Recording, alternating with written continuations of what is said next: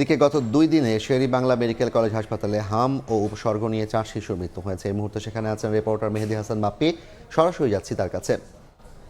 বাপ্পি, বরিশালে ক্রমশই চোখ রাঙাচ্ছে কিন্তু হাম সংক্রমণ। এই বিভাগে এই রোগের উপসর্গ নিয়ে বিভাগের বিভিন্ন হাসপাতালে প্রতিদিনই কিন্তু আমরা দেখতে পাচ্ছি রোগীদের ভিড় বেড়েই চলছে।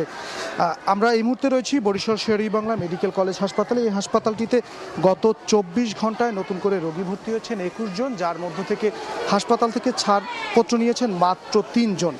বর্তমানে হাসপাতালটির 3টি আইসোলেশন ওয়ার্ডে মোট 51 জন রোগী ভর্তি রয়েছেন।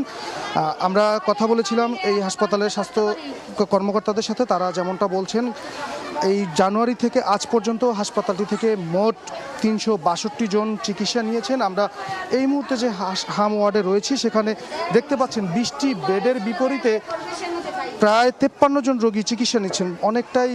অনেকে বাধ্য হয়ে বেড না পেয়ে 2 জন 3 জন একই বেডে চিকিৎসা নিতে আমরা দেখেছি, এবং অনেকে বেড না পেয়ে তারা বাধ্য হয়ে মেঝেতেই আমরা তাদেরকে চিকিৎসা নিতে দেখছি।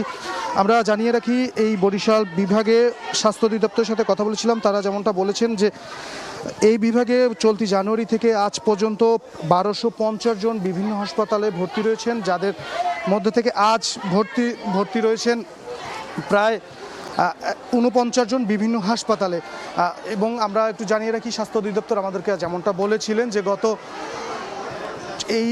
এই রোগ সংক্রমণের ঠেকাতে তারা সব ধরনের প্রস্তুতি রেখেছেন, এবং বিশেষ করে টিকার ক্ষেত্রে তারা নজর দিচ্ছেন। এই বিভাগে 4টি জেলায় 1,23,000 শিশুকে তারা টিকার আওতায় আনতে চাচ্ছেন। এই ছিল বরিশাল থেকে আমার কাছে সর্বশেষ। সরাসরি যুক্ত ছিলাম বরিশাল শের-ই বাংলা মেডিকেল কলেজ থেকে।